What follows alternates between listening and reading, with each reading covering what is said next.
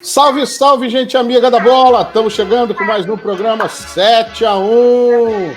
Hoje para falar de um assunto muito especial. Muito especial. A gente vai começar uma série de programas falando dos 100 anos da Portuguesa de São Paulo. Portuguesa, Lusa! Grande Portuguesa, cara, um dos times mais tradicionais. Isso aí. E aí, como nosso convidado hoje, Antônio Quintal, historiador, está participando aí do lançamento do livro dos 100 anos da Portuguesa. É isso, Antônio? Seja muito bem-vindo aí ao canal. Muito obrigado a vocês, obrigado aí a galera toda do 7-1. Antes de mais nada, agradecer o convite. É sempre um prazer ter a oportunidade de conversar com amigos da área esportiva, ter a oportunidade de falar um pouquinho desses primeiros 100 anos da Portuguesa. Eu sempre digo no meu programa, é o primeiro centenário, e a gente torce para que, claro, outros aconteçam, né? Tem muito clube aí abrindo o bico e tal, mas é meio complicado. Mas é um prazer estar com vocês e a gente, à medida do possível, vai colocar tudo que a gente acompanha da Portuguesa para vocês e para o grande público que os acompanha. Maravilha. Gustavo, você que é o responsável aí pela participação do Quintal com a gente aqui no programa de hoje, dê as boas-vindas a ele. Bom, então, mais uma vez, boas-vindas, professor Quintal. E o seguinte, eu queria que você já contasse justamente sobre o livro, né, que está sendo produzido sobre o centenário da Portuguesa de Desportos. Só que eu vi que são vários jornalistas, né? Então, eu gostaria de entender por que são vários jornalistas, quem está coordenando e qual que é a sua participação nesse projeto. E dentro da sua participação, o que é o mais especial, aquilo que você tem mais carinho, que você está contando ali nessa trajetória desse primeiro centenário da Portuguesa de Desportos? Boa tarde, meu querido Gustavo Queiroz. A Portuguesa, claro, não poderia deixar de ter o seu livro do centenário, e o jornalista Mauro Betting, ele é o grande coordenador dessa obra. E alguns jornalistas foram convidados para fazer a história da Portuguesa centenária. Eu citei alguns no começo aí, o caso do Jorge de Nicola, do André Carlos Orsi, do Fabinho, do Flávio Gomes, e também conta com a minha participação. E, no caso, para mim, foi uma divisão mais ou menos, não digo salomônica, mas foram divididos 45 jogadores. Eu peguei 10 jogadores para escrever a história dos 10, e assim os outros companheiros também, e peguei também a década de 40 da Portuguesa, de 40 a 49, para falar do futebol da Portuguesa e dar uma pincelada assim no geral da Portuguesa. Então, e alguns jogos curiosos da Portuguesa, algumas situações atípicas, algumas situações que a Portuguesa foi prejudicada por arbitragem, algumas situações curiosas, tudo isso. Um pouco mais do que algumas, né? Não entendi. Um pouco mais do que algumas situações de arbitragem, né? Quase sempre, então, né? Poxa vida. Basicamente é isso, até porque, pelo objetivo do livro, da obra, eu acho que se ficasse sob a responsabilidade de um só, poderia comprometer no conteúdo e o tempo para se realizar isso, talvez não fosse o necessário por se tratar de um só autor, digamos assim. Então, foi feita uma pulverização e a gente está colaborando, né? Eu estou colaborando e tal, a gente acompanha, como eu disse para vocês, eu acompanho a Portuguesa já há 60 anos, então um pouquinho desses 100 anos aí a gente conhece e procura colaborar, levando ao conhecimento dos mais jovens, e eu vejo que todos aí são bem mais jovens do que eu, porque tem fatos curiosos da história da Portuguesa, e tem gente na Portuguesa que não teve a oportunidade de ver as grandes equipes de futebol da Portuguesa. A hora que a Portuguesa levantou o voo em termos patrimoniais, né? Então, tudo isso, eu tenho, assim, uma satisfação muito grande de tentar multiplicar para os mais jovens. Por isso que eu tenho até um programa diário na Rádio Trianon, todo dia das 20 às 21 horas, ao vivo, e um dos objetivos é esse, divulgar a Portuguesa, não só a Portuguesa atual, mas reviver, levar ao conhecimento do público, da faixa mais jovem, tudo aquilo que já se passou da Portuguesa. Boa, muito legal. Bacana. Só para continuar, dá um spoiler para a gente. Qual que é dessa história que você está contando, desses 10, 20 anos que você está contando no livro, qual que é a história mais interessante, mais gostosa ou mais curiosa? Olha, tem várias, né? Por exemplo, um sábado à tarde, o técnico da Portuguesa era o João Avelino, o 71, o apelido dele era 71, isso lá no começo dos anos 70, né? E um jogo lá, o time enrolou e o time não vinha bem e tal. Então ele tinha um ataque que era Xaxá, o meia-direita, o Xaxá, Tatá, Cabinho e Piau. Esse era o ataque da Portuguesa. E eles acabaram se enroscando contra um time menor no Canindé, uma tarde lá e tal. E o João Avelino era muito folclórico, né? O João Avelino ele tem histórias interessantes. Depois, se houver uma certa flexibilidade de palavreado, eu até conto uma dele lá no América de Rio Preto. Esteja totalmente à vontade, porque é a melhor parte. Então, olha, para começar com uma boa dose de riso, eu vou contar primeiro a história dele lá. O João Avelino era técnico do América. O América tinha um jogo decisivo. O João Avelino sempre foi, a gente usava o termo antigamente, matreiro no futebol, cheio das mumunhas e superstições e tal, mas era conhecedor da matéria. É um grande olheiro, treinador e tal, mas sempre com equipes menores e tal. E o João Avelino, treinador do América, um dia tinha um jogo decisivo lá, porque se disputava a segunda divisão para subir para a primeira, aquela coisa toda. E um jogo, campo do América, ele no vestiário, antes do jogo, já tinha falado com o pessoal lá todo. Aí reuniu o grupo, antes de pegar a escada de acesso ao campo de jogo, falou aqui, vem cá todo mundo aqui, ó. Coisa que eu vou falar para vocês é curta e grossa. Vocês já rezaram, já mijaram, já cagaram, agora sobe lá e joga a bola. É isso aí. Muito bom. Pergunta. Esse era o jogo. E esse dia aqui que eu estava contando a história do... Empate ou derrota? Aí, esse dia aqui, esse sábado aqui no Canindé, um torcedor lá, um Patrício lá, um português, chegou lá e falou, ô, seu João, o ataque não anda, né? Mas também com esses nomes aí, né? Xaxá, Tatá, Cabinho, Piau. Será que, se a gente chamasse esses jogadores pelo nome, será que não seria mais imponente, daria mais certo e tal? E o João, cínico pra caramba, falou pro cara, o senhor sabe como é que esses caras chamam? O senhor sabe o nome deles? Aí o Patrício lá falou, não sei. Falou, o Tatá chama Irineu. O Cabinho chama Ivanivaldo. O Piau chama Eronildes. E o Xaxá, Maximiliano. O senhor já pensou? O cara que está narrando lá em cima, bola para Maximiliano, passa para Eronildes, devolve para Ivanivaldo. Aí o cara falou, não, seu João. A língua, né? Falou, seu João, vamos deixar assim mesmo, que acho que é melhor. Estamos todos de acordo. Concordo. Rapaz, essa é uma das, né? E depois, mais no fim, a hora de encerrar, eu conto do João Batista. Do João Batista, ela é mais pesadinha um pouco. Mas a gente pode.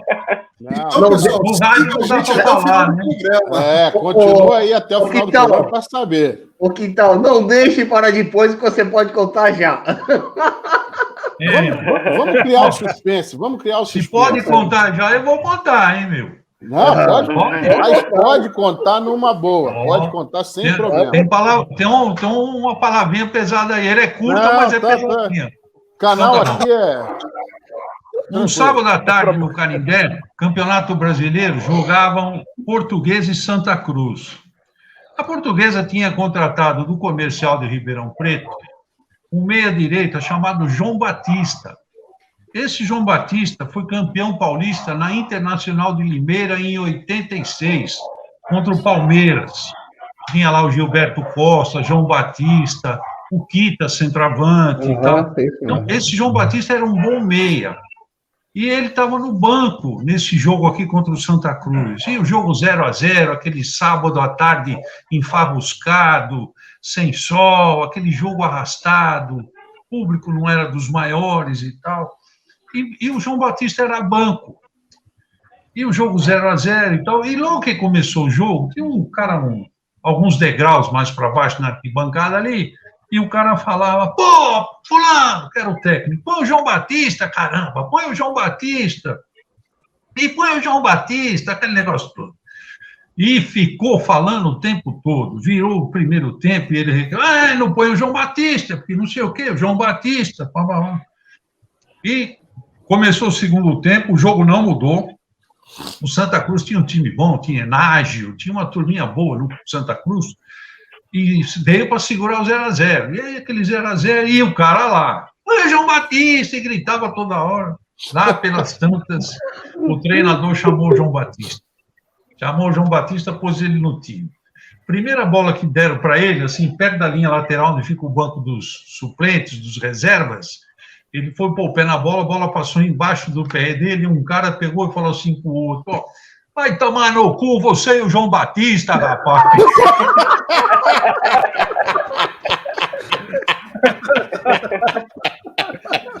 Quem mandou ser mala sem alça, né? É muito legal. Os torcedores são o maior patrimônio do clube, né? Não tenha dúvida. Muito bom. Olha, eu sempre falo, campo de futebol você pode esperar de tudo. Qualquer coisa é normal no campo de futebol. É isso. Luiz, dá as boas-vindas aí, mais do que boas-vindas pro Quintal. Pô, sensacional já. Pô, Quintal, eu sou, como eu te comentei com você, eu fui atleta da Portuguesa. É uma honra falar com você. E saber mais sobre o time. Eu tenho algumas coisas na memória. Peraí, Luiz. Você fala que é atleta da Portuguesa e não conta para o nosso público o que você fez na Portuguesa? Você fez gol de bicicleta? O que é, cara? Pois é. Perna de pau do jeito que ele é, putz, meu Deus do céu. Mas vai lá, Luiz. No final dos anos 70, 79, na verdade, começo dos anos 80, eu e meus irmãos fomos ciclistas da Portuguesa. E nos anos 50, meu pai, que é o Luiz Carlos Seco, correu na equipe da Portuguesa, dirigida por um português chamado... Nossa, agora... É o Dias Santos. Meu pai era uma equipe super forte. Eles foram correr a volta em Portugal. Foi bem legal. Meu pai, durante anos, foi ciclista e a gente teve essa paixão pela Portuguesa. Sempre fomos muito bem acolhidos. Então, é uma coisa muito... que gravou minha infância. A minha primeira vitória foi pela Portuguesa com 8 anos de idade. Por que não continuou torcendo pela Portuguesa, Luiz? Poxa vida! Não, a Portuguesa sempre foi um time que eu torci, mas Hoje estaria sofrendo menos. É porque eu sou São Paulino, viu? Tirando barato aí, depois toma um cascudo do torcedor da Portuguesa na rua, não sabe por quê. Então, é aquela coisa, a Portuguesa e o São Paulo sempre foram times que andaram junto no meu coração. E é engraçado, quando tinha jogo São Paulo e Portuguesa, você falava assim, empate tá bom. Né? Não era gostoso ver nem Vitória de São Paulo nem da Portuguesa. Mas a pergunta... Rapidinho, Quintal, teve final de campeonato entre Portuguesa e São Paulo? Teve, nós tivemos, na década de 70, tivemos duas. Não, Aí, uma, ó. em 75 e depois em 85. São Paulo foi campeão as duas vezes, né? Aí, e o bonito aí torceu pro empate. É. Assim, Renato, você não... 2 filhos, você não vai torcer para ganhar um ou outro. Você vai falar, claro, que cheguem juntos. Agora, eu tenho na memória que a Portuguesa nasceu da fusão de algumas pequenos clubes, não foi isso? E teve também uma parceria no começo com o Mackenzie.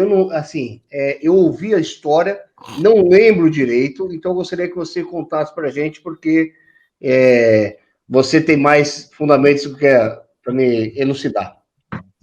Não, é verdade. A Portuguesa ela foi fundada, na verdade, a reunião que decidiu a fundação da Portuguesa foi feita no dia 14 de julho de 1920.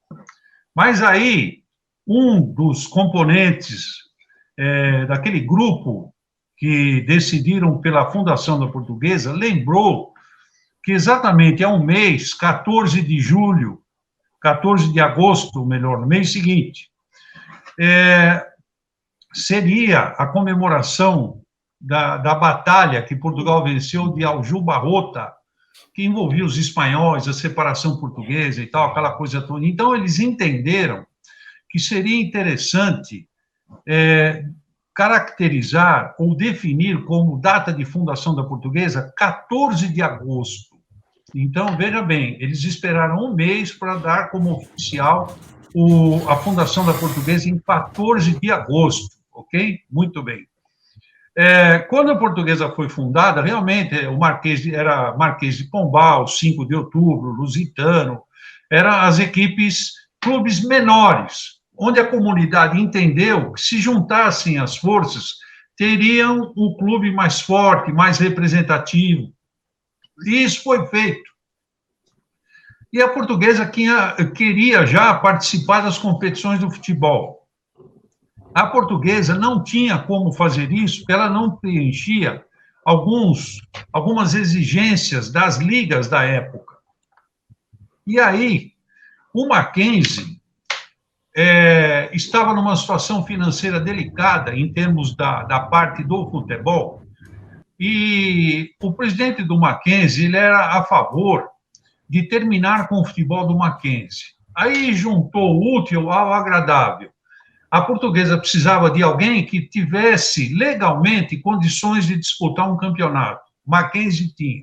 O Mackenzie precisava de um apoio para não tirar de vez a sua equipe de futebol do cenário. A Portuguesa se dispunha a isso. Então, eles entraram num acordo, foi feito Portuguesa-Mackenzie. Tanto que o primeiro uniforme de Portuguesa Mackenzie era metade vermelha e metade verde. Então, foi feito assim, exatamente como vocês vão se lembrar mais recentemente, no Paraná Clube, você vê que tem uma metade azul, outra vermelha. Por quê? É Colorado de um lado e Pinheiros do outro. Eram duas, isso. Então, Portuguesa e Mackenzie é uma história igual a essa do Paraná e do Pinheiro, do Colorado e do Pinheiros, que resultou no Paraná. Então, a história da Portuguesa é essa mesmo. Foi a junção de clubes menores para fazer e a Portuguesa se juntou ao Mackenzie porque a Portuguesa não teria condições de disputar a primeira divisão diretamente. A Portuguesa teria que ir para uma segunda e, pior, naquele tempo não tinha acesso. Então, foi, entre aspas, teve um driblezinho na história aí. Sabe tudo, rapaz, aí. Que legal. Impressionante, né? Vitor, sua vez, meu amigo. Opa! Primeiro, bem-vindo, Quintal, obrigado pela participação aí. E, seguinte, eu estava lendo uma reportagem da coluna do Terceiro Tempo, onde eles fizeram, alguns anos atrás, um elenco a Portuguesa de todos os tempos, né? Os 11 principais jogadores da história. Vou até falar rapidinho aqui qual que é o elenco que eles colocaram. Eles colocaram goleiro Félix, Djalma Santos, Hermínio, Capitão e Zé Roberto, Brandãozinho e Denner, Julinho, Enéas, Pinga e Ivair. Eu queria saber primeiro se você concorda com esse elenco e, assim, queria saber quem são os seus maiores ídolos, assim, quem que a Portuguesa ou revelou ou que teve uma passagem importante pelo clube, assim, como jogador, e quem são, então, os seus maiores atletas e ídolos no time. Só deixa eu fazer um parênteses. Que seleção, hein? Pois é. Só cara bom, só cara fera. Ô, Vitor, boa tarde, é um prazer falar com você também. Eu, particularmente, eu não gosto de comparar jogador de épocas tão diferentes, né? Mas os grandes jogadores da Portuguesa, em primeiro lugar, eu valorizo muito os jogadores negros da Portuguesa. Se você quiser, te dou uma seleção aqui de jogador negro que defendeu a Portuguesa em altíssimo nível. Então, a Portuguesa teve um goleiro chamado Orlando, um carioca que veio do São Cristóvão, um goleiraço, que, a ponto do Félix ser outro goleiro, um grande goleiro também da história da Portuguesa, eles dividiam, havia um rodízio de goleiros na Portuguesa, isso no começo dos anos 60, porque os dois eram de muito bom nível. O Félix, inclusive, foi campeão mundial com a seleção brasileira, já jogando no Fluminense. Então, olha, o Félix, Djalma Santos, o Orlando, negro, Djalma Santos, negro, Ditão ou Nena, os dois negros, Brandãozinho, negro, Ceci, negro, Brandãozinho, negro, Capitão, negro, Jair da Costa, negro, e aí nem vou, olha aqui, Enéas, Denner, Ivair, Servílio. Todo mundo negro. Eu sempre gostei desses negros na Portuguesa, porque eles foram jogadores de maior destaque. Claro que isso não tira jamais a condição de Júlio Botelho, foi um dos grandes pontas do futebol brasileiro. Na minha opinião, Garrincha e Júlio Botelho, os dois melhores de toda a história do futebol brasileiro. O Júlio era branco, o próprio Rodrigo Fábio aí, que despontou bem na Portuguesa. Tem jogadores brancos de muita qualidade também. Mas essa seleção aqui, usando de toda sinceridade, eu não colocaria o Hermínio, ok? Não colocaria o Hermínio. Poria aí o Marinho Pérez, né? Outro jogador branco de altíssima qualidade na Portuguesa. O próprio Luiz Pereira passou na Portuguesa um ano só, mas foi o ícone da Portuguesa em 85, numa decisão aí, viu, Luiz, contra o São Paulo. Sim. Então, a Portuguesa, ela sempre teve grandes jogadores, então dá para fazer mesmo uma seleção maravilhosa. Outro dia, você falou do terceiro tempo aí, eu estava acompanhando um programa do Zé Paulo de Andrade, e, infelizmente, semana passada acabou nos deixando aí. Faleceu. E o Milton entrou e começou a falar da seleção de negros do Santos, Manga no gol, e foi falando lá. Então, eu até ia fazer uma brincadeira com o Milton, ia mandar para ele, será que ganha dessa daqui? E ia colocar exatamente essa que eu te falei, porque, para mim, é de uma qualidade ímpar esse grupo de jogadores da Portuguesa. Mas esse outro aqui, escalado pela coluna dele, o terceiro tempo, sem dúvida, é um grande time também. A Portuguesa sempre teve bons jogadores, né? Pena que, de uns anos para cá, a coisa parou esse processo de revelar grandes jogadores. É complicado. Léo, vai lá. Prazer, professor Quintal, tudo bem? Eu falo aqui do Rio, e até pegando onda aí nessa pergunta feita pelo nosso querido Vitor, a Portuguesa tem, na história recente, um histórico de revelar jogadores muito bons, né, de nível de seleção, como o próprio Zé Roberto, nos anos 90, o Pedro Jeromel, que hoje está no Grêmio, o Everton Ribeiro, que hoje está no Flamengo, o Leandro Amaral, Rodrigo Fábio, o Basílio, né, o Djalma Santos, o Denner, que foi um jogador que fez teve uma carreira muito curta, né, em razão da fatalidade. O Enéas. O lateral Zé Maria. E foi a fábrica de craques, né, na história. E é um clube que eu tenho 39 anos de idade e que sempre que me remeteu a São Paulo, ele estava no hall dos clubes importantes de São Paulo, né? E, infelizmente, de 2013 para cá, houve aí digamos assim, descenso, né, de divisões e também de revelar jogadores, né? Como é que você, não só como escritor, né, mas como torcedor, avalia esse cenário a partir de 2013 para cá, né? Que houve, de repente, uma ruptura no padrão do clube, né, de participação em clubes em divisões principais, e está hoje, de repente, nem estão disputando a Série D. Você está se referindo também ao caso Everton, não é, Léo? Exatamente, também. Tá. Bem, eu sempre digo nos programas que a Portuguesa entrou num processo de erosão financeira, estrutural, erosão de gestão mesmo, a partir dos anos 2000.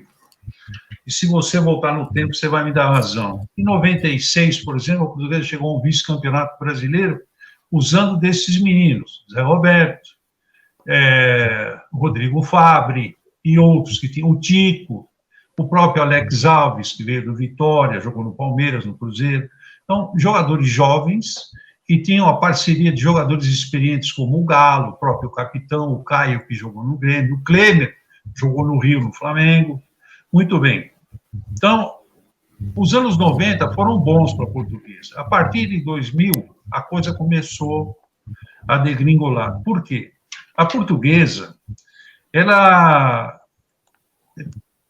pensou em se tornar maior, que para mim a Portuguesa sempre foi grande, mas ela pensou em ficar maior ainda e fazer contratações dentro de um plano financeiro irreal para as condições dela. Então, veja bem, eu não vou citar nomes aqui, mas é extremamente desagradável. A Portuguesa tinha um zagueiro ganhando R$90 mil por mês em 2000. R$90 mil em 2000, são passados 20 anos. Tinha um treinador ganhando 120 mil. E uma pessoa aí, alguém falou aí no seu Vital Vieira Curto, foi o... Eu. Você, o Luiz. Foi eu. O seu Vital Vieira Curto, viu, Luiz? Quantas vezes ele falava para mim, Quintal, esses caras estão loucos. O nosso déficit mensal é de R$1 milhão, e eles não enxergam que nós não podemos fazer isso, temos que respeitar o orçamento e tal. Muito bem, estou contando isso por quê? Porque a partir de 2000 a coisa começou a degringolar. Esse jogador, Zé Roberto, foi vendido, Klemer foi vendido para o Flamengo por R$1 milhão, eu me lembro. Rodrigo Fabri foi embora, Leandro Amaral foi embora, Simval foi embora todo mundo, Tico e assim vai. E o dinheiro não foi reaproveitado, inclusive no próprio centro de treinamento da Portuguesa. A Portuguesa tem uma área muito boa de centro de treinamento, tem 5 campos lá. E a Portuguesa não se preparou. Veio a Lei Pelé, a Portuguesa não se adequou, a Portuguesa não se modernizou. Então, você não pode dirigir clube de futebol com a caneta na orelha. Não serve, não dá mais. Esse é um ponto. Dentro desse processo, a Portuguesa foi minando as categorias de base da Portuguesa. Em 2004, o presidente da Portuguesa da época, o saudoso Dr. Joaquim Alves Heleno, ele foi obrigado a pegar uma empresa daí do Rio de Janeiro, a Ability, e colocar a Ability para administrar o futebol da Portuguesa. E ele falou para mim que não tinha dinheiro para nada. Ele falou, eu não tenho dinheiro para botar um time para representar a Portuguesa nem no Campeonato Paulista, nem no Brasileiro. E a Portuguesa ia jogar Série B de Brasileiro pela segunda vez. que ele fez? Ele fez a parceria com a Ability por causa disso. A Portuguesa já não tinha receitas. Os melhores jogadores tinham ido embora. Então, você não tem receita, o universo associativo não te dá uma receita que suporte a despesa mensal do clube, e você não tem jogador para negociar. E aí a Lei Pelé em cima, onde quem não se preparou, dançou, e a maioria dançou porque não se preparou. E a Portuguesa não fugiu à regra. Então, a Portuguesa passou a não ter revelações. Os últimos jogadores revelados na Portuguesa foram o Diogo, que hoje está jogando... Estava jogando... Tailândia, Singapura, exatamente. algum lugar desse. Isso, né? Você vê que não é primeiro mundo do futebol. O Leonardo, lateral esquerdo, que foi transacionado junto com o Diogo, na primeira transação internacional dos dois ao Olympiacos da Grécia, né? Foram as últimas negociações que a Portuguesa fez em 2007. Então, são passados 13 anos. Então, hoje, a Portuguesa não tem um jogador que você fala, olha, esse menino aqui pode a gente negociar e tal. Não tem. Então, a Portuguesa foi entregue, as categorias de base da Portuguesa, elas ficaram nas mãos de pessoas incompetentes. Eu sempre defendo que, no futebol, precisa ter olheiros do futebol, ex-jogadores, gente do futebol. Teórico no futebol é muito bonito, mas não é sempre que funciona, ou na maioria das vezes não dá certo. E aí você vai voltar no tempo, por que a Portuguesa revelou Denner? Vai vendo o naipe desses jogadores, ó, Enéas, Denner, Ivair, Servilho, Zé Roberto, 5, Rodrigo Fabre. Por quê? Porque eram ex-jogadores que faziam esse trabalho de captação de talentos em clubes varzianos. Um dia entrevistei o Eudes, um bom meia que a Portuguesa teve nos anos 70, e ele me falou, como é que você veio parar na Portuguesa, rapaz? Você mora em Lorena, aqui do lado do Vale do Paraíba? Porque eu fui fazer um jogo amistoso no campo do União Operários, com o time aqui da cidade, e o seu Júlio Botelho me viu jogando, no intervalo me chamou. Quem era Júlio Botelho? O Julinho, ex-ponta-direita da Portuguesa, que era olheiro. Então, ia lá, pensava um aqui, outro lá, todo mundo dava certo? Claro que não. No futebol, não é tudo que dá certo. Às vezes você pega um treinador de uma seleção brasileira, ele convoca na cabeça dele os 23 melhores, chega gente lá que não funciona. Então, nem tudo dá certo no futebol, não é? Então, a Portuguesa tinha olheiros, uma rede de olheiros, era uma captação feita com base no conhecimento de cada um. Hoje, não é assim, não só na Portuguesa, como em outros clubes, e vocês sabem perfeitamente que, às vezes, existem outros interesses, e aí nem sempre o menino pinçado é o melhor.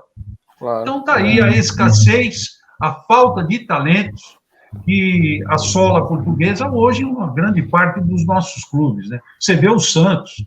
Ainda estava vendo aí Santos e Ponte Preta quinta-feira, eu comecei a pensar, eu falei, eu nunca imaginei um dia que eu fosse ver um venezuelano ser o craque do ataque do Santos, com todo respeito ao Fábio Soteldo aí. Você está me entendendo? É uma mudança de panorama por falta de, acredito eu, de visão mesmo, criar uma estrutura adequada. Transformação para lá de invertida, né? Porque o Santos é celeiro de craques, celeiro de formação de grandes jogadores. Enfim. Quintal, eu vou pegar mais ou menos essa linha aí. Você falou da erosão da Portuguesa. E como você está fazendo um trabalho junto com outros profissionais aí, imagino, riquíssimo da história da Portuguesa, eu queria saber como é que está sendo retratado esses últimos episódios, esse capítulo mais doloroso para o torcedor da Portuguesa, para o amante da Portuguesa, no sentido de o livro vai contar somente isso ou ele vai trazer também uma mensagem de alento para um futuro breve, se a Portuguesa está se estruturando, como é que está, qual é o panorama atual da Portuguesa e como é que isso vai ser falado, tratado no livro? Olha, o livro, na verdade, claro que a gente não pode fugir da realidade, dos fatos, tudo o que aconteceu, ponto. Em relação à atualidade, a Portuguesa sofreu um processo de mudança na presidência dia 1º de janeiro de 2020. Saiu o presidente Alexandre Barros e entrou Antônio Carlos Castanheira. Esse novo presidente da Portuguesa é um homem ligado ao mundo empresarial, ligado a gestões de grandes empresas, o currículo dele mostra isso, e ele tem uma visão diferente de clube. Hoje, ele caminha e procura acelerar dentro das condições que ele tem, e não são tão grandes assim, para que a Portuguesa se profissionalize. Então, ele tenta implantar na Portuguesa um processo de profissionalização no futebol, na área financeira, na área jurídica, na área administrativa, porque ele enxerga, e eu assino embaixo, que hoje nós não temos mais espaço para curiosos em grandes empresas, em grandes clubes, principalmente nas áreas financeiras e na área do futebol. Então, esse é o alento, essa mudança de direção que teve dia 1º de janeiro. O grande problema da Portuguesa é o universo de dívidas, que é muito grande. Hoje a Portuguesa tem lá uma dívida na ordem de 350 a 400 milhões. É muito dinheiro para quem não tem arrecadação.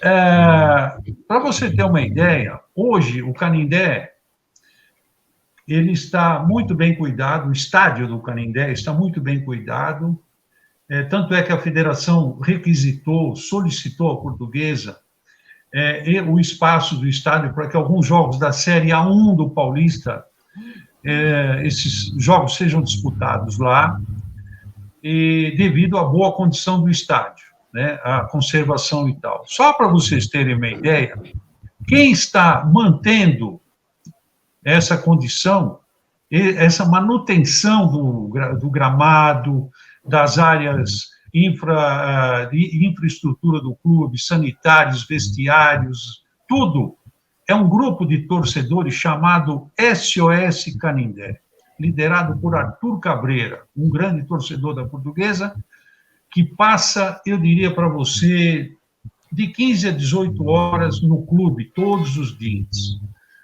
E essa ação tem há 3 anos, né, que estão cuidando do estádio, não é isso? Não entendi. Há aproximadamente 3 anos que eles estão fazendo essa ação de manutenção do estádio, não é isso? Esse grupo foi criado há uns 5 anos, mais ou menos. Começou com algumas obras lá no CT. Agora vieram para o Canindé. Para você ter uma ideia, que isso está sendo feito por um grupo paralelo, SOS Canindé, porque o caixa da Portuguesa não tem nada. Já trocar uma lâmpada é problema, porque não tem dinheiro. Se não bastasse isso, a Portuguesa vive com receitas bloqueadas, ações trabalhistas, uma enxurrada de ações trabalhistas, por causa daquela erosão que eu falei para vocês, começou lá atrás.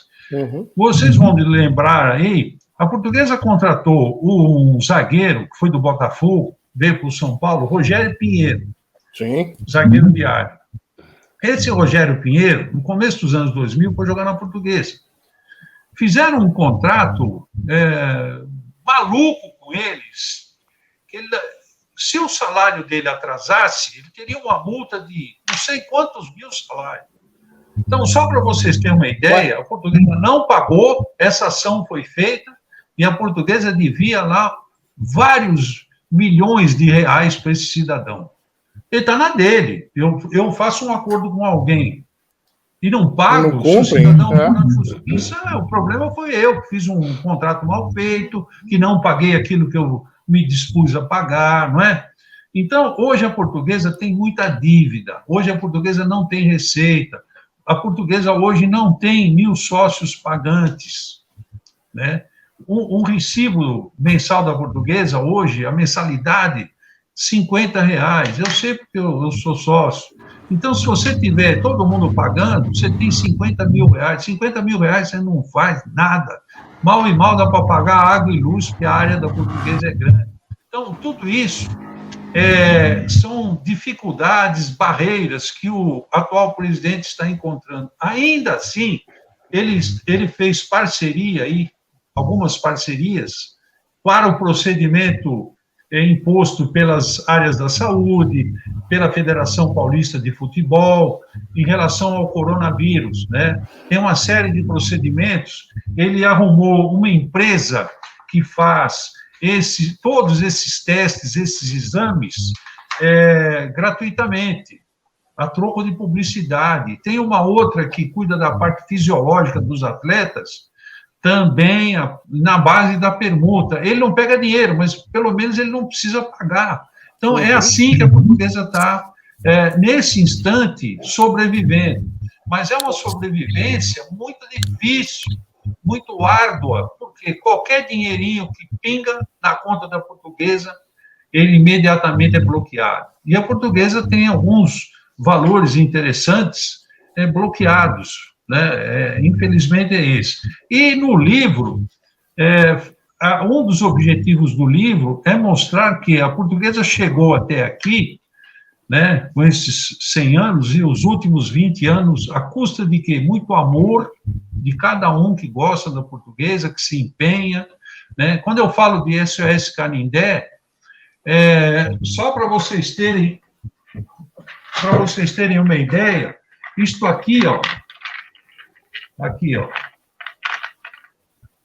dá para ver, né? Dá. Uhum. Isso aqui é uma urna. Segunda-feira mesmo, eu faço um sorteio aqui, no programa. Por quê? Eles sorteiam, doa uma televisão, faz uma rifa de uma televisão.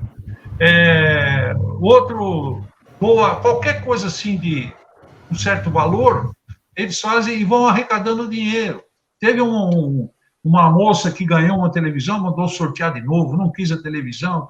Então, é assim que junta 4 mil aqui, 3 mil ali, para fazer essa manutenção. Então, é muito difícil. E se o torcedor da Portuguesa murchar, perder esse amor, aí a Portuguesa não vai ter condição de sobreviver. Por quê? A captação de recursos da Portuguesa hoje quase não existe. Se você voltar no tempo, o Teixeira Duarte, em 85, ele conseguiu construir um estádio e não tinha BNDES, Caixa Econômica, nada disso. Grana de torcida, grana de associado. Ainda hoje eu tive lá que fui gravar uma parte do filme da Portuguesa e entrei na sala de azulejos. Então tinha lá Café do Ponto, Café Jardim, Imobiliária não sei quem. Os caras compravam o azulejo, tinha o nome lá, porque confiavam no presidente. O clube passava credibilidade. Depois de 2000 para cá, até isso ficou comprometido.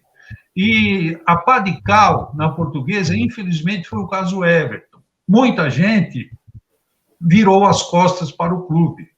Entendeu? É muito complicada a situação da Portuguesa. Então, no livro, se passa muito amor, um incentivo para que esses que continuam seguidores da Portuguesa não desistam. Né? Professor,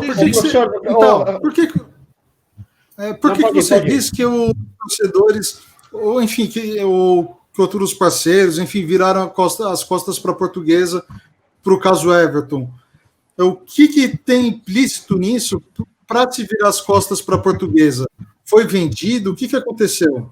Assim, olha, na verdade... Eu entendo a sua pergunta. Eu entendo. Acontece o seguinte, ó. O caso Everton, até hoje, eu, Antônio Quintal, eu só vejo duas alternativas. Não existe a terceira. Por que aconteceu aquilo? A primeira... a desorganização da Portuguesa, e cá para nós, a Portuguesa sempre foi desorganizada. E tem história lá atrás, daqui a pouco, se eu não me perder, eu vou contar para você. A desorganização da Portuguesa poderia ter gerado esse descuido, e o jogador realmente foi colocado na súmula e acabou entrando no jogo sem ter condição de jogo. Essa é uma alternativa, ok? Chamada incompetência. E quando você não se organiza para um negócio de vulto grande, como é o caso da Portuguesa, ou mesmo um clube de várzea, um clube amador aí que vai disputar uma competição, você tem que se organizar, não tem conversa. Esse é um ponto. O segundo, que é o pior, a dúvida do dolo, a dúvida se houve uma armação para beneficiar esse ou aquele, se houve venda de vaga. Muita gente acredita nisso, venda de vaga, armação, porque a Portuguesa tinha um jogador que ia para o julgamento, um não, dois, o Gilberto, que jogou no Vasco, hoje está jogando no Bahia. E o Everton. Então, se a Portuguesa fosse organizada, ela faria o que sempre fez o Candinho, técnico da Portuguesa. Qualquer jogador que fosse a julgamento, no Rio, ele falava, vai lá. Não, vai lá, senta na frente do juiz. Se você precisar abrir a boca, você fala. Se não precisar, vai lá. Mas o Candinho não estava mais na Portuguesa. Então, se houve uma armação, muita gente fala, o advogado da Portuguesa com o advogado do Rio lá, houve um acordo entre eles e eles armaram isso daí, pá, tá legal. Ainda assim, alguém do clube teria que ficar esperto, alguém teria que olhar. Então, para mim, eu tenho dúvida até hoje, porque de um lado eu sei que a Portuguesa sempre foi muito bagunçada, muito desorganizada. A Portuguesa chegou a perder jogo nas categorias de aspirantes, isso na década de 60, 50. Um zagueiro argentino, um tal de Giacomini, jogando a partida preliminar, que a gente chamava de aspirantes, ele jogou sem condição de jogo, a Portuguesa ganhou do Nacional, aqui da capital, de 2-1, e perdeu os pontos, porque descuidou. Então, não é só por esse caso, outros também. Então, a Portuguesa sempre foi desorganizada. Pode ter sido a desorganização que deu a brecha para fazer isso? Pode. Alguém no Rio pode ter falado, não avisa nada, que eles são relaxados mesmo, não vão tomar conhecimento. Pode, tudo é possível.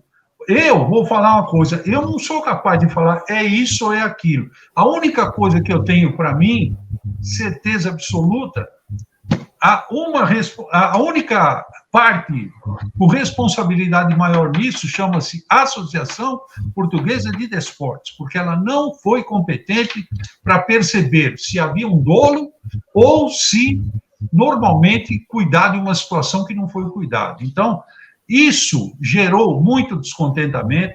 Tenho amigos até hoje, Paulo Quintal, enquanto isso não for elucidado, eu não ponho o pé mais no Canindé, nunca mais vou lá. Outros, essa diretoria vendeu a vaga, eu não quero mais saber de Português. Então, realmente o clube perdeu muito com isso, mas muito mesmo. Luiz, vai lá. Quintal, eu queria falar duas coisas. A gente fala de 300 milhões a Portuguesa. Tem clubes que têm uma dívida muito maior, que estão sendo renegociadas. A da Portuguesa não consegue uma renegociação por falta de poder por renda de jogo para cobrir? Essa é a primeira pergunta. E a segunda pergunta que eu ia falar é o seguinte: diga para a gente se tem uma associação, como os nossos ouvintes podem ajudar a Portuguesa. Deve ter, eu posso me associar, eu posso doar, eu posso fazer alguma coisa para ajudar a Portuguesa. Como é que alguém consegue ajudar a Portuguesa hoje? Beleza. Quanto à primeira pergunta, a renegociação, existem duas situações aí que pesam muito nisso. Primeiro, se eu devo para você, eu vou falar, Luiz, estou te devendo 20 mil reais, não tenho dinheiro para te pagar, mas eu posso te dar 500 reais por mês, a gente acerta um juro aí, eu te pago. Você vai aceitar ou não? Agora, eu não posso te propor os 500 reais se eu estou desempregado ou se eu não tenho nenhuma receita. Não adianta eu fazer uma negociação com você se eu não tenho estrutura mínima necessária para cumprir o acerto que eu faço com você. Então, a Portuguesa, veja bem, antes dela fechar qualquer tipo de negociação, ela tem que criar uma receita fixa. Todo mês eu tenho X. Desse X, eu posso gastar esse tanto aqui. É aqui que eu vou destinar os meus credores. Hoje, a Portuguesa não tem isso, então não tem como negociar. Esse é um ponto. Outro ponto. A Portuguesa, só com a doutora Gislaine Nunes, a Portuguesa tem 3 acordos. O primeiro feito pelo doutor Manuel da Conceição Ferreira, ele tinha uma gestão de 1 ano, ele foi reeleito e depois modificou o estatuto, 9 anos dirigindo a Portuguesa, de 2005 a 2013. Nessa gestão do doutor Manuel da Conceição Ferreira, ele fez um acordo com a doutora Gislaine Nunes para pagar Ricardo Oliveira, que está por aí, Rogério Pinheiro, Marcos Vinícius, um volante do Cruzeiro, que a Portuguesa trouxe no começo dos anos 2000, e outros. Ele pagou. Até o último dia da sua gestão, que foi dezembro de 2013, ele pagou a doutora Gislaine. Aí, quando mudou a presidência, não pagaram. A doutora Gislaine não recebia. No contrato, rezava o seguinte: se você não pagar um determinado tempo lá, aquilo volta lá para o começo, a dívida. Então, veja como virou uma bola de neve. Resumindo, o último presidente da Portuguesa, em julho de 2017, ele fechou o último acordo com a doutora Gislaine. Só para vocês terem uma ideia, 480... Pega a máquina, nem precisa fazer conta com a máquina. Peraí. 480 parcelas de 250 mil. 480. Então, aí, assim, ó. E tinha, nesses contratos mais pesados, por exemplo, o Ricardo Oliveira era 50 mil. É um caminhão de dinheiro isso. Aí, conforme... Então, agora tem assim, ó. Por exemplo, acabava de pagar o Ricardo Oliveira, ia diminuindo um pouquinho, tá? Ele pagou de julho de 17 até novembro de 18. Depois parou de pagar. Não pagou mais. Então, por que isso? Porque fez um acordo sem ter estrutura financeira para bancar o acordo, para cumprir o acordo. Então, hoje, e outra coisa que aconteceu muito na Portuguesa, chegavam as ações trabalhistas, a Portuguesa sequer mandava um advogado lá defender os interesses do clube. Parece uma brincadeira, uma mentira, mas não é não. Então era julgado a revelia. A revelia, tudo a revelia. Entendeu? Exatamente. E aí o clube sempre perde. Cadê a Portuguesa? A Portuguesa não veio. O juiz, amigo, paga. Caneta. Caneta, exatamente. Então, hoje, essa negociação, ela é extremamente delicada por isso. Primeiro que a Portuguesa não tem receita, precisa arrumar. Arrumar de que jeito? Tem um parceiro. Esse presidente trabalha, assim, de uma forma acelerada, no sentido de buscar um parceiro. O que ele propõe? Ele propõe uma construção de uma arena, um bulevar em volta da arena, onde houvesse exploração comercial, com aqueles comerciantes pagando aluguel para a Portuguesa, uma mensalidade lá, para gerar receita para o clube. Na parte do fundo do terreno, são 100 mil metros quadrados ali. Fazer prédio comercial e residencial não pode ser muito alto por causa do campo da aviação, que é o campo de Marte. Mas basicamente isso. Então, essa é a solução para a Portuguesa. Um parceiro que venha, faça um aporte financeiro. Senhor Ricardo Oliveira, quanto é que eu devo para o senhor? Deve X. Bom, tá legal, eu faço uma proposta de Y. Você quer, tá aqui, liquida o assunto. Fulano de tal. E assim fazer, entendeu? Então, a Portuguesa, ela não adianta. Eu já conversei, eu converso muito com o presidente, falou, Quintal, não adianta eu propor uma negociação se daqui 2, 3 meses eu não pago. E aí? É dinheiro perdido. E a Portuguesa já pagou muito dinheiro nessas pendências. Só que por ela ter uma interrupção de pagamentos, a coisa volta lá na estaca zero, tá entendendo? Então a situação é muito complicada. Léo, Opa! Professor, é o seguinte, queria até retomar a informação, né, daquele debate sobre o caso Everton. Eu, morando aqui no Rio, eu torço Flamengo, né, desde que entendo por gente. E naquele episódio especificamente, 2013, com o encerrar da última rodada, o Fluminense tinha caído de divisão, né? E logo depois veio à tona o caso do Everton e também do André Santos, do Flamengo. Com isso, o Fluminense, digamos assim, conseguiu se beneficiar, né? Não caindo de divisão. A Portuguesa foi rebaixada e o Flamengo só não foi rebaixado naquele ano porque o número de pontos sobre a Portuguesa era maior, senão seria o Flamengo. E entre os torcedores aqui do Rio, não só do Flamengo, mas de Botafogo, Vasco, o Renato, que é do Rio também, flamenguista, pode até me corrigir se eu estiver enganado. Houve naquele momento uma dúvida se, como ocorreu em anos anteriores, interferência do jurídico do Fluminense para evitar rebaixamentos, se naquele caso, naquele ano, houve, de repente, algum tipo de interferência do jurídico do Fluminense para salvar o time do descenso e, com isso, acabou colocando na roda a Portuguesa. Olha, na verdade, né, o histórico do Fluminense, ele faz você buscar uma série de situações prováveis. E o Fluminense se defendia, como sempre se defendeu, juridicamente muito bem, consegue êxito nas coisas, na maioria das coisas que pleiteia, o Fluminense se sai bem. Agora, o que me chama a atenção é que foram duas situações idênticas, a do André Santos e do Everton. O André Santos não poderia ter jogado no sábado, o Flamengo jogou no sábado, naquela rodada do isso, e a Portuguesa no domingo. Contra o Cruzeiro. Ele foi expulso na final da Copa do Brasil.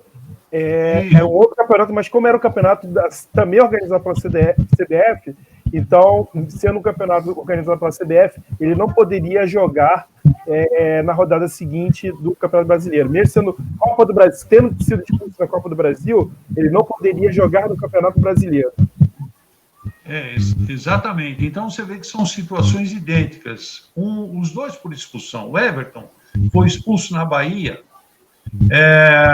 quando o jogo já tinha terminado, o juiz, o árbitro lá foi uma arbitragem tumultuada e o time da Portuguesa reclamou muito, e o Everton foi lá, depois do jogo tomou a expulsão. Então o Everton não poderia jogar por causa que ele tinha recebido 2 jogos de gancho no julgamento da sexta-feira, um dia antes, no Flamengo e Cruzeiro, aí no Maracanã. Então, o que acontece? Gente, olha, foi todo um conluio, foi toda uma situação armada, com a participação do próprio Flamengo, porque sabia que se passasse o caso o Everton, não teria problema para ele, Flamengo, porque ele tem mais pontos que a Portuguesa e tal, pó. Só que, ao mesmo tempo, tudo bem, tem uma lógica isso, só que, ao mesmo tempo, você vê, o Flamengo jogou no sábado. O Flamengo ia colocar um jogador irregular ou fazer parte de um cambalacho, e se no domingo alguma coisa dá errado, que o Everton, por exemplo, não jogasse, o Flamengo ia para ajudar o outro? Eu não acredito nisso, sinceramente não. Eu acho que foi uma situação do Flamengo, no caso, talvez até de interpretação, por causa dessa história Copa do Brasil e Brasileiro. Agora, na Portuguesa, para mim, não tem explicação. É incompetência. Você tem que saber. Outra coisa, técnico Guto Ferreira. Amigo, vocês aí têm uma coordenação. Vocês estão fazendo uma mesa redonda, vocês conversaram antes. Digamos que o Léo aí não pudesse participar. Os outros ficam sabendo. Tem que haver um interesse coletivo de quem pode, quem não pode, certo? Tem que alinhar. Mas lógico. Aí vem o Guto Ferreira e tem gente que fala, não, o técnico não tem nada com isso. Tem, sim, senhor. Qual os jogadores que eu tenho à disposição? Fulano, Beltrano. Pega naqueles... Comissão técnica hoje tem carregador de prancheta, auxiliar de carregador de prancheta, cara que carrega a mala, o outro que segura a mala. Pega um daqueles lá, fala, amigo, vai lá no jurídico, eu quero ver se está todo mundo em ordem, é a última rodada.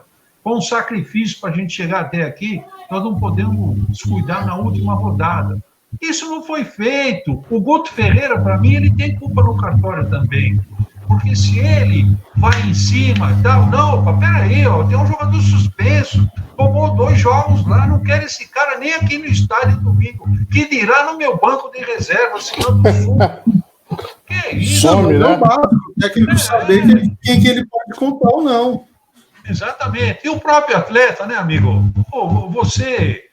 Cada um tem a sua vida profissional. Se você não cuidar dela, o vizinho vai cuidar? Não vai. Então, o atleta tem que saber se pode jogar, se não pode. E tem uma série de ilações aí que nem convém falar, porque a gente também não tem como provar nada, ainda vai arrumar dor de cabeça. Né? Mas essa história aí é muito estranha. Essa panela de pressão aí é muito complicada, agora, né? Renato, você pode ter certeza no que eu falo. A Portuguesa é a maior culpada disso tudo. Fosse ela um clube organizado, não teria passado o elefante branco lá sem que ninguém visse. E aí eu começo perguntando para o Quintal o seguinte. Quintal, você falou que você tem muitos anos de Portuguesa. E aí eu te pergunto, qual foi a sua maior conquista na Portuguesa? Qual foi a vitória que você mais celebrou? E dentro dessa pergunta eu falo, qual foi o seu sentimento a respeito de um cidadão chamado Javier Castrilli? Olha, eu vou começar pelo fim, viu? Eu não sou de andar na contramão, mas as respostas eu vou... Não, fique à vontade. E se precisar... Provavelmente somos solidários. Ô Quintal, já vou falar o seguinte. Se precisar desferir algumas palavras um pouco mais pesadas a respeito de Castrilli, fique à vontade. Não, nem vou fazer isso, né? Eu gosto de usar um palavrãozinho, então numa piada, um caso, nada. Por mais que eu xingasse aquele bandido, não ia corresponder ao tamanho da frustração que eu tive aquela noite no Pacaembu, que o jogo começou de dia e acabou à noite. O Castrilli, para mim, foi uma grande encomenda. A Federação Paulista tinha interesses, como tem hoje. Hoje os campeonatos são montados para que, na hora do gargalo, na hora do funil, nós tenhamos sempre uma decisão, ou as finais, de maior apelo. Né? Quando fica, por exemplo, um Palmeiras e Ponte Preta, o apelo é diferente de um Corinthians e Palmeiras, né? Todo mundo sabe disso. E naquela ocasião, a Portuguesa tinha um time muito bem arrumadinho pelo Candinho, com bons jogadores, né?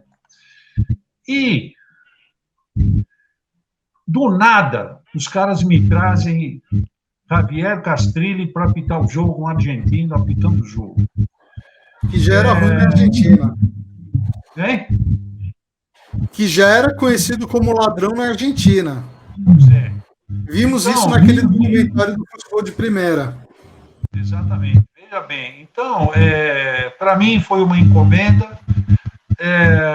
E vejo assim, olha, de preferência alguém aqui precisa ganhar, tem um time de camisa branca, que tem mais torcida e tal. E até quero fazer aqui, abrir um parêntese, por criticar o Marcelinho Carioca, que o Marcelinho Carioca, eu não tive a oportunidade de falar isso para ele pessoalmente, se um dia eu vou falar com o maior fôlego possível, né? Ele precisava respeitar as equipes com torcida menor, como é o caso da Portuguesa. Ele falou numa televisão, eu não estou falando porque me contaram, estou falando porque eu vi e ouvi, graças a Deus. O cara olha lá, tem uma nação, do outro lado tem 50 caras sentados, não importa, mesmo que não tivesse um. a regra do futebol tem que ser cumprida. A regra do futebol, ela existe para colocar ordem no jogo, para prevalecer a qualidade de um ou de outro, ou o fator sorte e azar, que faz parte de qualquer jogo, né? Então, o Castrilli, ele veio encomendado, sim, ele sabia que precisava dar um jeito da Portuguesa não chegar à final, e ele fez o serviço sujo, foi um serviço sujo, e a federação, depois, se vocês querem saber, a federação tinha tanto peso de consciência que a federação deu no campeonato seguinte a mesma cota que dava para Corinthians, Palmeiras, São Paulo e Santos, deu para a Portuguesa. Porque a Portuguesa, Guarani e Ponte Preta ficaram num patamar inferior. Eu não discordo disso. Você não pode comparar o potencial de uma torcida como o do Palmeiras, Flamengo, Vasco, São Paulo, com a da Portuguesa, do Guarani, da Ponte Preta. A gente sabe disso. Tem que ter a cabeça no lugar e reconhecer. Então, a federação fez isso para adoçar o bico da turma da Portuguesa, fez isso. E teve outra, que pouca gente fala aí. Teve um dirigente da Portuguesa que depois foi trabalhar na Federação Paulista de Futebol, que era o presidente da época, o senhor Amilcar Casado. Então, foi o chamado cala-boca. O cala-boca, vamos acalmar esses caras aqui, porque eles foram prejudicados mesmo. E o Eduardo José Pará, que era o presidente da federação na época, na maior cara de pau, disse o seguinte: se dependesse de mim, eu anularia o jogo. Ele sabe que jogou para a torcida da Portuguesa, entendeu? Então, foi um episódio ridículo, sabe? Aquele dia eu saí do Morumbi extremamente sacaneado com o futebol, entendeu? Pensei, esse cara está em algum hotel. Deu para entender, né? Mas deram um jeito. Então, outra coisa, deram um jeito de subir com ele do Morumbi para o aeroporto direto, que a torcida portuguesa ia pegá-lo. E se pega, não sei o que ia acontecer, tá?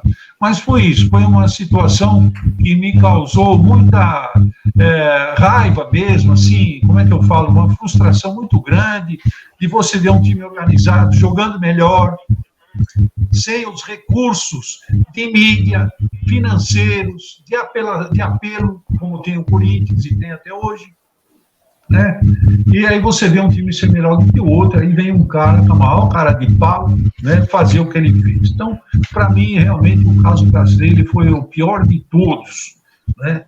E em termos de alegria, eu tive muitas, né? Eu tive, graças a Deus, eu vi a Portuguesa com vitórias maiúsculas, gostei muito quando a Portuguesa ganhou o Brasileiro da Série B de 2011, com a chamada Barcelusa, e, aliás, eu tive participação nesse apelido,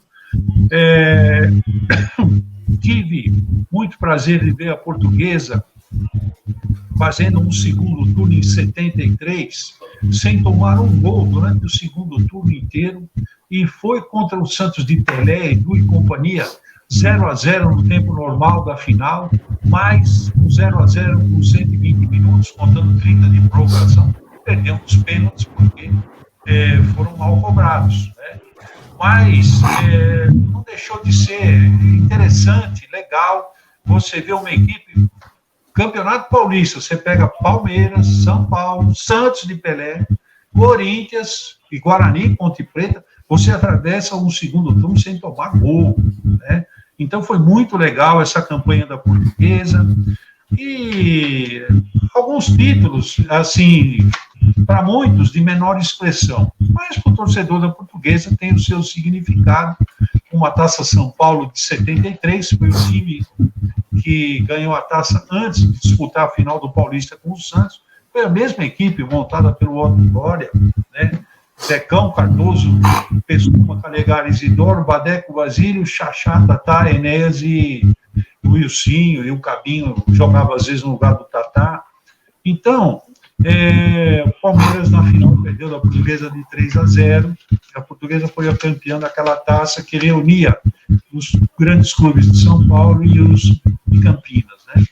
Então são emoções maiores, e aqueles jogos que a gente viu quando criança, do Canindé antigo, da chamada Ilha da Madeira. O primeiro jogo que eu vi da Portuguesa foi no Campo dos Santos, na Vila Belmiro, no sábado à noite, Portuguesa e Jabaquara. Jabaquara jogava Série A1 do Paulista, ou a divisão especial, né, que chama. E eu estava em Santos com meu pai, minha mãe, meu irmão, e nós fomos lá ver o jogo. E foi a primeira vez que eu vi a Portuguesa no campo, né, garotinho e tal, nunca mais esqueci aquela noite. Então, são coisas que a gente guarda com muito carinho. Eu espero ter a oportunidade de ver a Portuguesa dando a volta por cima. A gente luta para isso e quem sabe um dia a gente chega lá. Maravilha. A gente está chegando ao final do programa 7-1, mas vou deixar o Vitor fazer a última pergunta, vou dar essa honra para ele, já que ele foi ao espaço e voltou rapidinho. Voltei, rapidinho, coisa rápida. Depois eu gostaria de compartilhar uma memória também. Tá bom, Gustavo, tá bom. Deixa o Vitor fazer a pergunta e aí você fala. Vai lá, Vitor. Espero que ninguém tenha perguntado o que eu vou perguntar agora, mas enfim, vamos lá. Não, se perguntou, a gente te dá uma vaia, fica tranquilo. Então, alguns programas atrás, nossos aqui, a gente estava falando sobre a situação do Cruzeiro, né? E assim, a gente aqui, ninguém está internamente lá no Cruzeiro para saber como é que está a situação, foi uma impressão nossa de quem está de fora, e a gente chegou à conclusão que assim, o Cruzeiro caiu para a Série B, e mesmo assim, olhando assim, o futuro era assustador para o Cruzeiro. Para você, que já acompanha a Portuguesa há tanto tempo, assim, olhando para frente, para o futuro, dá para assim, ter uma luz no fim do túnel de que as coisas podem melhorar, talvez estejam se encaminhando, mesmo que muito devagarinho, para uma melhora, ou olhando lá para frente, o futuro da Portuguesa ainda é mais assustador do que se encontra hoje, para você? Não, o futuro da Portuguesa é complicado. É complicado porque, para você pensar em futuro, você tem que começar uma organização agora. Dentro desse processo de organização, a Portuguesa precisa criar receitas fixas, né? Por exemplo, a Portuguesa, na última gestão, alugou muito os seus espaços no clube. A Portuguesa tem uma área lá com 100 mil metros quadrados. Tem muito espaço. Ainda hoje eu estive lá, eu estava vendo, um absurdo aquilo lá. Então, muitas festas, muitos eventos foram realizados ali, e isso gera receita. E agora, com a pandemia, lógico que não tem nada disso. Então, o primeiro ponto é você ter a certeza de ter uma receita mensal, fixa, aquilo X, vamos por lá, R$1 milhão por mês é a minha receita. Eu vou trabalhar em cima disso. Aí eu acho que é a abertura do processo de recuperação da Portuguesa. Agora, tudo isso precisa ser feito de uma forma organizada. Você pode até captar esse 1 milhão mensal. Se você começar a gastar 1 milhão e 100, 1 milhão e 200, você só vai afundar o atoleiro e não vai sair dele. Muito boa. Vai, Gustavo. Quero fazer uma pergunta também, rápida. Então só vou compartilhar uma memória, né? Acho que nem vou fazer uma pergunta então, porque a conversa já está se estendendo tanto. Mas é o seguinte, a gente falou de algumas coisas que acontecem contra a Portuguesa, mas também algumas coisas só acontecem a favor da Portuguesa, né? Por mais bizarras que sejam. E teve foi no Campeonato Paulista do ano 2000, Santos e Portuguesa na Vila Belmiro, o jogo acabou empatado em 1-1, e acho que foi o lance de pênalti mais bizarro que eu já vi na vida. O Santos estava trocando bola dentro da área, e de repente o zagueiro Márcio Santos, de seleção brasileira, distraído, ele pegou a bola na mão, com o jogo rolando. Uma coisa assim surreal. E a Portuguesa fez o gol de pênalti e aí o jogo acabou empatado em 1-1, né? Então foi um... Enfim, não dá nem para ficar com raiva do cara, porque foi tão surreal. São fatos raros, né? Raríssimos. A minha garganta está meio complicada. Tem algumas curiosidades de alguns jogos da Portuguesa, esse aí é verdade mesmo. O Márcio Santos mudou da bagagem completamente distraído, né? Sim. Talvez imaginando qualquer outra coisa, menos ali, cometeu aquela gafe no futebol. E uma outra, o volante Donizete do Cruzeiro e o capitão volante da Portuguesa, dois caras que né? Eles entraram com tanta força na bola, no Portuguesa e Cruzeiro, em 98, no Canindé, eles quebraram a bola. E o árbitro não deu falta de ninguém, porque ninguém fez falta. Um não fez falta no outro, os dois foram na bola. Mas foram com tanta força que estouraram a bola. A bola fez assim, ó. Verdade, isso não é história, não. YouTube, então você vai ver. Enfrenta o jogo do Cruzeiro aí. Né? Então são curiosidades, histórias assim. Tem um outro também, vocês são todos jovens aí. Nos anos 70, Portuguesa e América do Rio jogavam no Palestra Itália, campo do Palmeiras, Campeonato Brasileiro. Um jogo chato, o jogo não estava legal, tal. Aí o goleiro do América pegou na bola, se não me engano era o País. O goleiro depois jogou no Esporte Clube do Recife. Ele pegou a Portuguesa atacando pro gol das piscinas, do antigo Palestra Itália. Ele atacou, o Portuguesa atacou e o País pegou a bola com a mão. Isso, o árbitro virou e correu para o meio campo. O Bandeirinha também virou e correu. Então, o Tatá percebeu, vinha por trás assim, o País com a bola aqui assim, ele deu um soco na bola, a bola pulou lá na frente. Ele dominou a bola, quando o árbitro virou, ele já tinha a bola dominada. E o Bandeirinha veio. Ele dominou, entrou o goleiro, jogou a bola para dentro do gol e eles deram o gol. Pode perguntar para qualquer torcedor do América aí. Foi um dos maiores absurdos que eu vi. Mas não era beleza, velho. Vai, Luiz. Quintal, Rapidinho. tiro e queda. Não adianta ficar em cima do muro, hein? Melhor técnico e melhor jogador da história da Portuguesa. Quem história? Olha, eu fico com Otto Glória. Realmente o Otto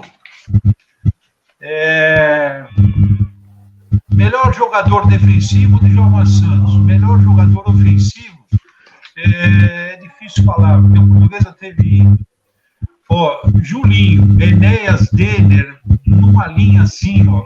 Se você me der só um, vou ficar com o Denner, porque eu vou na linha do Pepe. O Pepe, quando foi técnico da Portuguesa, eu já tinha dito isso, e o Pepe falou, olha, o que mais se aproximou do Negrão, o Negrão era o Pelé, o que mais se aproximou do Negrão é esse aí, o Denner.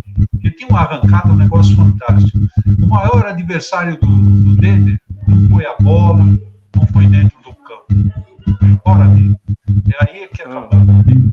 Infelizmente. Era um baita jogador, um diferenciado. Se a direção da Portuguesa da época tivesse cabeça no lugar, visão de futuro, visão empresarial, tudo isso que faltou, o Denner poderia ter sido o Pelé do Canindé. Talvez a Portuguesa não chegasse na dimensão que chegou o Santos, mas com certeza a Portuguesa estaria no outro patamar, eu não tenho dúvida nenhuma disso. Tamanha genialidade do Denner. Mas, infelizmente, foi tão precoce a carreira dele, né? O fim da carreira dele. Sim. A gente não viu. Léo, a última. Opa, para encerrar aqui a nossa participação, professor, como eu falei, o maior patrimônio do clube é o torcedor, né? E a Portuguesa, a Lusa, tem alguns torcedores ilustres, entre eles o maestro João Carlos Martins, que levou o nome da Portuguesa também internacionalmente, né? Eu sei que existem alguns movimentos, né, de torcida, tem um grupo que está cuidando do Canindé e tal. Você não acha que, de repente, poderia haver uma união maior, inclusive envolvendo esses outros ilustres, para que, de repente, uma ação pudesse ser feita para tirar, arrecadar fundos e ajudar a erguer a Portuguesa? No caso do maestro João Carlos Martins, hoje, este ano aqui, ele é considerado um embaixador do centenário da Portuguesa. Ele foi convidado pela diretoria, pelo presidente, Antônio Carlos Castanheira, aceitou o convite, e ele é um ícone, né, da nossa cultura, e outros jornalistas, outros membros de imprensa, que são torcedores da Portuguesa, também hoje já tem uma relação mais estreita com o clube, E eu acho que o trabalho que está sendo desenvolvido com o departamento de marketing poderá, sim, dar resultados com a participação deles. Tudo isso está sendo trabalhado. Ainda bem, né? Antes tarde do que nunca, né? Isso. Obrigado. Antônio Quintal, melhor, Quintal. Muito obrigado pela sua participação, por esse bate-papo aqui com a gente.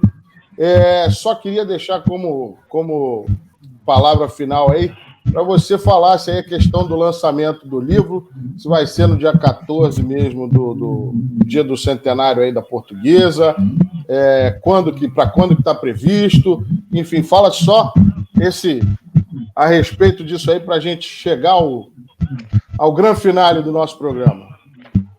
Olha, na verdade, o livro não será lançado no dia 14. Por quê? Porque, em função da pandemia, toda a programação, toda a festividade programada, né? Toda essa situação programada para o lançamento do livro, com festa, com ex-atletas, com os componentes, com os escritores do livro e tal. Não tem como você fazer isso daqui a 12 dias, 13 dias, né? Hoje é dia 1º. Então, ela vai ser adiada para setembro ou outubro. Quando as coisas estiverem normalizadas, será feito o lançamento do livro nessas condições. Até porque 2 planos de aquisição do livro contemplam os dois contemplam a participação do colaborador, daquele que comprou o livro, nessa festa, onde terá a presença de ex-jogadores e tal, tem todo um apelo aí. E então é por isso que o livro não será lançado agora. E outra, também na elaboração do livro, o fato da pandemia acabou retardando um pouquinho essa condição de estar com tudo pronto, mas tem o lado festivo, que se você lança o livro dia 14 sem uma festa, sem nada de, não digo pomposo, o problema não é a pompa, é a divulgação, o marketing. A Portuguesa precisa explorar esse marketing do seu centenário. E, então, nós deveremos ter o lançamento do livro em setembro ou até mesmo outubro. Repito, quando as condições de saúde do país já estiverem num outro patamar. Né? Agora, dia 14, vou convidá-los no dia 14, sexta-feira próxima, 21 horas, pelo Face da TV Interativa, de vários canais, a TV Luz, o canal da Portuguesa, o meu programa, o Paixão Lusa, todos nós em cadeia, o Acervo da Bola, o site da Federação Paulista de Futebol, tem aí uns 8 ou 9 canais, nós transmitiremos ao vivo o lançamento do filme, Lusitanos, Portuguesa Centenário. Então, nós, no dia 14, haverá o lançamento do filme, ao vivo, não custa nada, é só entrar aí na internet. Eu também participo do filme lá. Legal. E aí o livro, como eu disse, só setembro ou outubro, em função desses motivos que eu expliquei. O livro já tem valor, Quintal? Tem. Espera aí que eu vou pegar aqui, eu já te falo, que são 4 planos, deixa eu ver aqui. A partir de R$150, né, em torno disso. Olha, um exemplar do livro, R$120, né? Um exemplar do livro com o seu nome impresso no capítulo de agradecimentos, R$150. R$500, o comprador do livro participa do evento, do lançamento dele, e com grandes ídolos do clube e tal, e ainda receberá o exemplar do livro com o seu nome impresso no capítulo de agradecimento. E aqui tem uma outra situação, que são para as empresas. R$10.000 terá o logo da empresa no livro, né? E uma divulgação da empresa nos canais de comunicação, das casas sociais da comunidade, da editora, e cada empresa recebe 100 livros com 33% de desconto, mais 10 convites para participar daquele evento que tem o ex-atleta e tal. Então, são essas as alternativas. Eu tenho até aqui, ó. Aqui não vai dar para entender nada aí, mas... Não, maravilha, mano. Tá certo. Muito bom. Então é isso. Quintal, mais uma vez, obrigado aí pelo bate-papo. Valeu, Quintal. Vida longa aí para a Portuguesa. Valeu, obrigado. Bicentenário. E conte com a gente para fazer a divulgação aí também do livro. Inclusive, esse filme que vai passar, a gente vai fazer um pipoca, não é, Renato? Vamos embora, já está marcado. É isso aí. Fechou. Quero agradecer o Gustavo, então sou eu, o Leonardo, o Vitor, o Luiz Fernando e o Renato, pela agradável tarde que vocês me proporcionaram, batendo esse papo, falando de portuguesa, com a moçada aí toda. Tem um aqui que parece o Mauro Betti, é o Gustavo. Estou bem acompanhado, então. O Renato é parecido com o Adriano. Ô, Imperador, tamo junto aqui, ó. Ai, tá vendo como eu não tô tão errado aí, ó. O Vitor é o Zé Elias de óculos.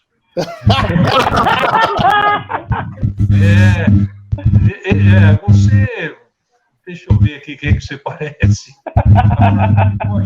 Mas vocês três, na hora que eu bati o olho, eu vou dizer, parece o Mauro Betti, esse aqui o Zé Elias de óculos, esse aqui o Adriano, né? Legal, gente. Desculpa a brincadeira, sempre que vocês precisarem. Quintal, Obrigado. O Luiz é meu irmão, o Luiz é meu irmão. eu e o Léo parecemos o Kojak. Ô, Luiz, foi muito legal saber que você é filho do Luiz Carlos Silva. Eu sou filho dele. Ele está aqui comigo desde. Vou falar isso pro seu Quintal, que eu tive o prazer de conhecê-lo. O seu Quintal, tive com o seu Quintal até há pouco, porque eu estava lá gravando portuguesa lá no museu. Né? Diz que lugar de velho no museu, eu apresentei logo. Tá, né? Nós sempre marcamos um papo com o seu Vital, sempre. Uma vez por ano, mais de uma vez por ano. Qualquer coisa que vocês precisarem, eu estou à disposição. Eu agradeço mais uma vez a companhia de vocês e a oportunidade aí. Tá bom, meus queridos? Tá bom, Obrigado, Quintal. Obrigado aí pela Valeu, participação. cara. A gente que agradece. Grande abraço. Estamos chegando ao final de mais um programa 7-1 aí, pessoal. Falamos muito de portuguesa e vamos falar ainda mais. Pessoal, aquele abraço e até o próximo programa, hein?